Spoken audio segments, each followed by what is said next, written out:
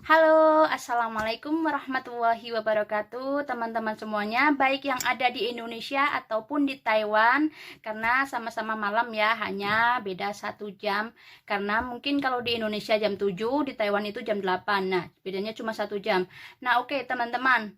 Nah, barangkali teman-teman ingin mempunyai keinginan menjadi TKW Taiwan, teman-teman harus memenuhi syarat-syarat yang ditentukan oleh Taiwan ya, ataupun yang ditentukan oleh agensi Indo dan Taiwan.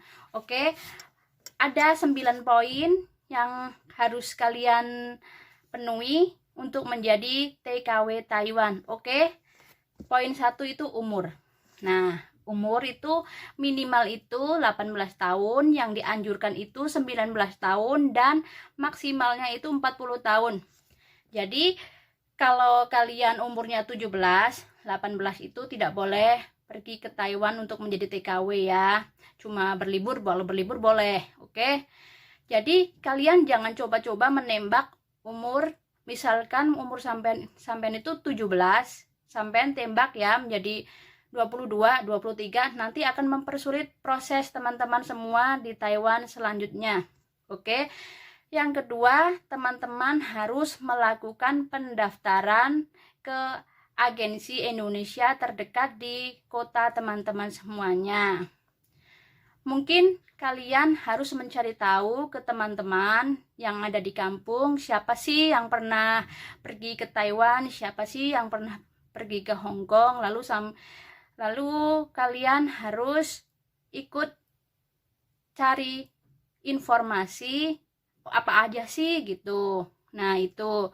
Yang ketiga itu harus memiliki paspor, visa kerja, dan medical check up. Nah, teman-teman, medical check up, paspor, dan visa kerja itu nanti teman-teman akan dibantu oleh pihak agensi Indonesia untuk mengurus semuanya itu ya.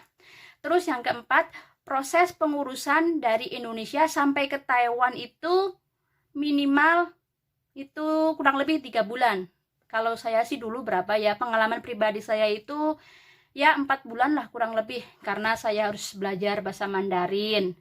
Tapi sih ada juga yang belum bisa bahasa Mandarin, mereka dapat job langsung diterbangin. Tapi kan kacau juga kalau kita nggak bisa bahasa Mandarin kan.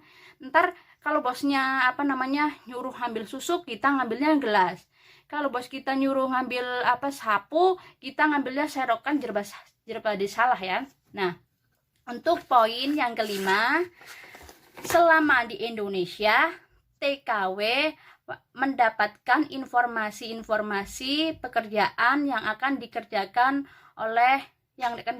di Taiwan maksudnya. Nah, jadi pekerjaan apa sih yang akan kita kerjakan di Taiwan?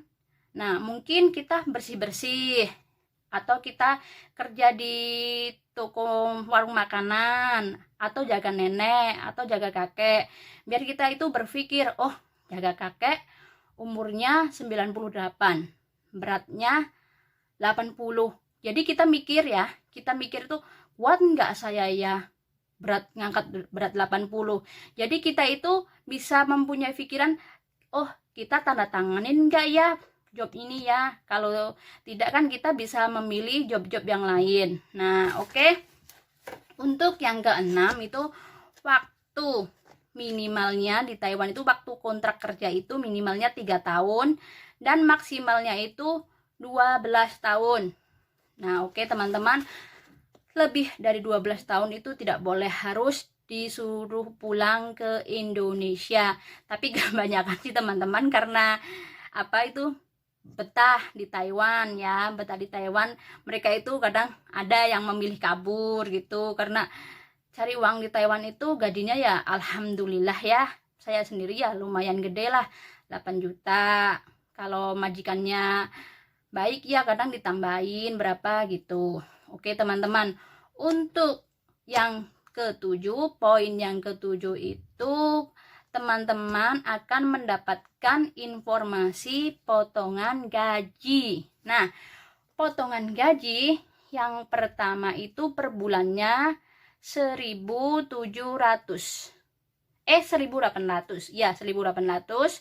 Terus tahun yang kedua itu 1.700. Terus tahun yang ketiga 1.500. Nah, kalau teman-teman ingin memperpanjang kontrak, itu sama juga 1.500 juga untuk tahun-tahun berikutnya 1.500. Tapi masih ada potongan yang lain sih. Ada potongan Cian Pauka, masih ada potongan apa sih ya, pokoknya ada potongan-potongan yang lain. Untuk video selanjutnya saya akan jelaskan. Nah, untuk poin yang ke-8, transportasi dari Indonesia ke Taiwan diurus oleh agensi Indonesia. Lalu dari Taiwan ke Indonesia diurus oleh agensi Taiwan. Nah, begitu. Jadi ada juga yang dibantu oleh majikan ya, bukan hanya agensi juga, tapi dibantu oleh bos kita juga ada. Terus ada juga yang minta dibantu itu ada ya, Mbok Jingkrak ada, minta bantuan sama beliau pasti ya bisa dibantu lah, karena beliau itu orang baik ya. Ada juga yang pokoknya kita bisa beli sendiri, ada juga yang beli di toko Indo. Terus poin yang ke-9, BMI wajib mematuhi hukum yang ada di Taiwan dan harus menyesuaikan lingkungan baru.